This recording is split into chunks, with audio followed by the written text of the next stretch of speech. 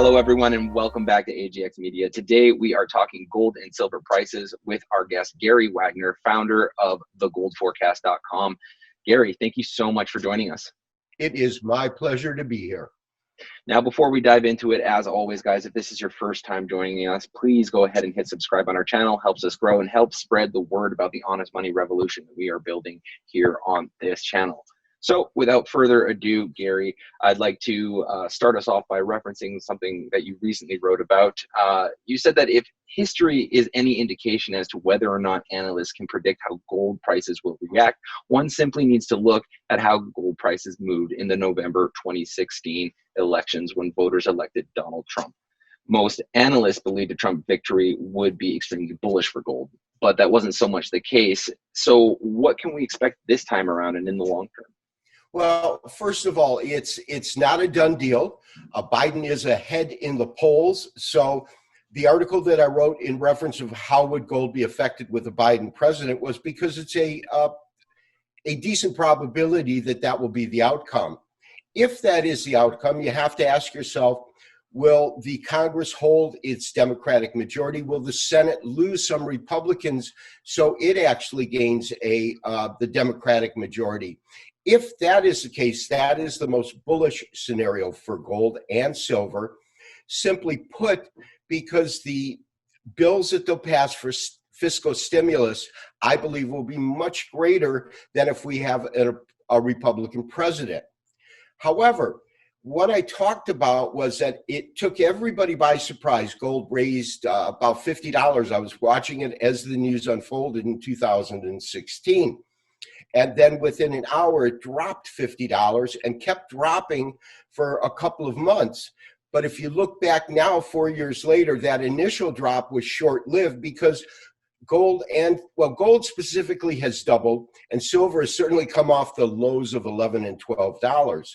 So my sentiment is, regardless of who gets into presidential office, as soon, or if I should say, it's rather when, in my opinion, they pass a fiscal stimulus bill, I think that's what silver and gold traders are waiting for. And what I see right now is a market that is consolidating at new levels, 1900 in gold.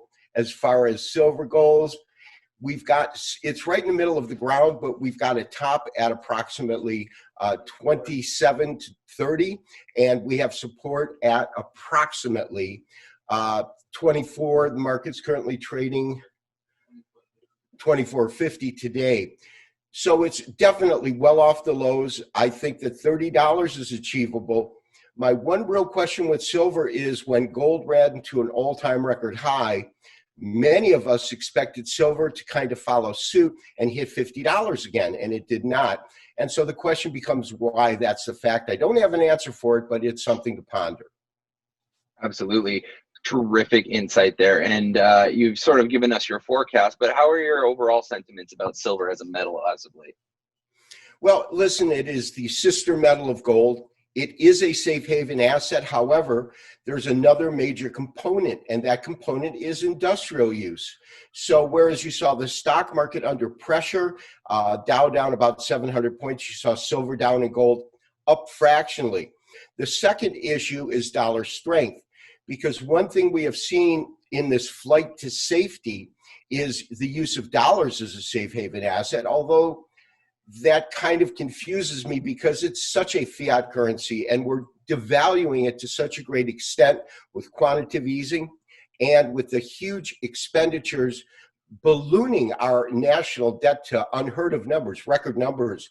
I think the numbers are we took in $6 billion, we spent or trillion, excuse me, I get confused once in a while. We took in $6 trillion, we spent $3 trillion. That's why our deficit right now is currently at $3 trillion. Yeah, it's colossal to say the least. It's hard to believe some days. So with that being said, you brought up safe haven assets here, and I'm glad, because are you finding that during this pandemic, people are starting to rethink their money and look at alternative sources of currency, maybe something like Bitcoin over assets that are traditionally considered safe havens like gold? I think that the whole idea behind the cryptocurrencies they are becoming more accepted by mainstream. You've got PayPal that said that they would begin to use Bitcoin as one of the payment methods. It is blockchain technology that is amazing. And so whatever the cryptocurrency is, it's the blockchain and the transparency that really makes that work. And I know that I spoke to my son about this. He does a lot with cryptos, and we said, how come there isn't a gold or silver backed cryptocurrency? It would actually be the first thing to kind of not fiat. It would be on a revised gold standard or revised silver standard, but it makes sense.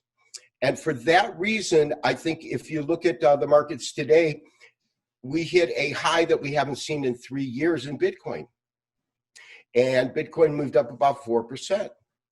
Yeah, the markets are recently returning to levels that were pretty close to that 2017 high. I know a lot of people all around are excited about it, as are we.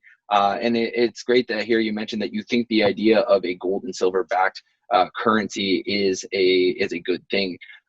As I mentioned briefly prior to this call, we are actually the manufacturers of a silver backed asset, the AGX coin, which I encourage you to take a look at in your own spare time. But what is curious is that while there have been a ton of people looking to pursue gold as sort of the initial blockchain asset, we're looking to pursue silver, as we honestly believe that gold is a fantastic store of value, but people don't really want to spend gold. They're more likely to spend silver, and it has a long history, as you well know, as the money of the people.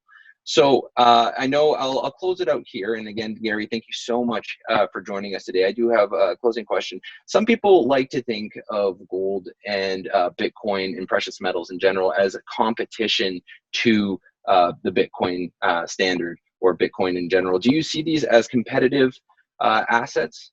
No, I do not. I see them all having a distinct place within the financial fabric.